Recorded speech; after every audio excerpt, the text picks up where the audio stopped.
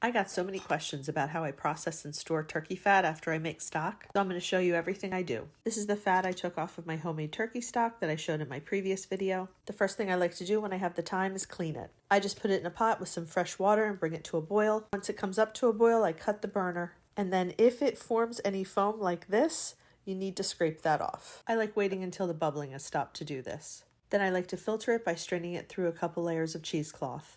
I'm straining it into my fat separator because I want to remove some of the water from this. But I don't want to waste any of the fat, because this could be substituted out for butter or oil in any savory recipe. I stuck it out on my porch overnight for it to become solid again, and you can just stop here and store it. I prefer to portion it out for future use. So I stick it in the microwave to just barely melt it again. Then I pour it into this silicone mold. Each little section holds 2 teaspoons. Having it already measured out will make it much easier to use in future recipes. It comes with a little lid to keep from spilling, and then it goes into the freezer until it's solid. If properly stored in your freezer, fat can last for years.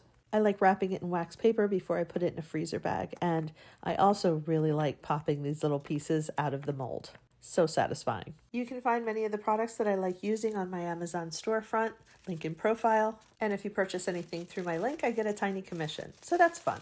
Make sure you label and date so you know what you have, and experiment with these. They're great for sauces and gravies and potatoes, but most importantly, happy eating.